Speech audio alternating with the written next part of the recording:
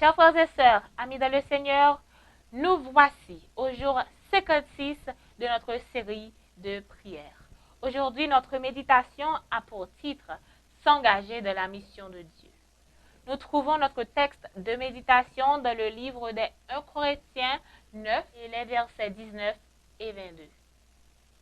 En effet, bien que libre vis-à-vis de tous, je me suis fait esclave de tous, afin de gagner le plus grand nombre.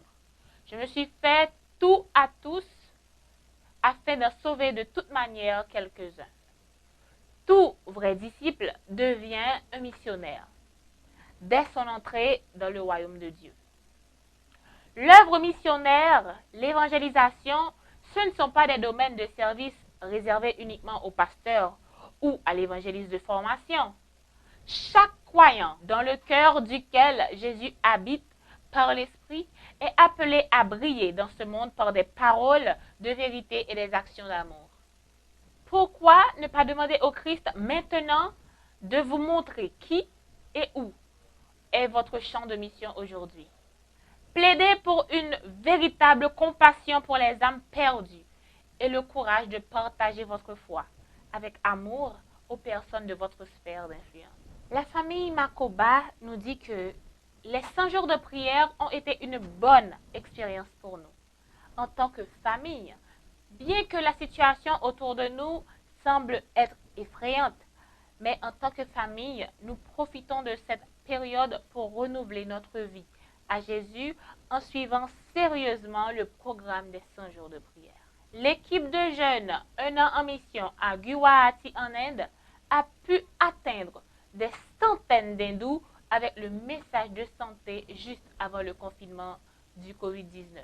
Notre prière aujourd'hui, nous prions pour plus de clarté quant à la mission de Dieu pour nous, où nous en sommes en ce moment, bien sûr.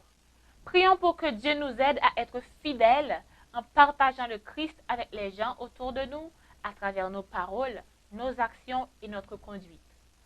Prions pour tous les hôpitaux adventistes car ils ont de nombreux besoins pendant cette crise. Prions pour que les médecins, les infirmières, le personnel soient autorisés par le Saint-Esprit à être les témoins de leurs patients. Prions pour que les centres vie d'espoir de l'Église dans le monde soient un phare de lumière pendant ces jours sombres. Prions pour les grandes villes de votre territoire et pour que Dieu nous donne une percée pour atteindre des gens dans ces endroits. Prions pour les missionnaires de première ligne, en particulier de la fenêtre 1040, qui cherchent à amener Jésus dans les communautés dirigées par Satan depuis des milliers d'années. Prions le Seigneur. Notre Dieu, notre Père, nous te disons merci pour le message que tu nous as envoyé aujourd'hui. Seigneur, en ce moment, nous te demandons d'armer tes serviteurs, tes servantes, tes enfants qui sont de la bataille.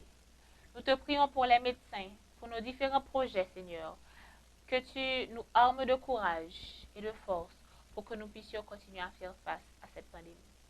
Seigneur Jésus, aie pitié de nous, guide-nous, forme-nous. Nous t'en prions ainsi au nom de Jésus.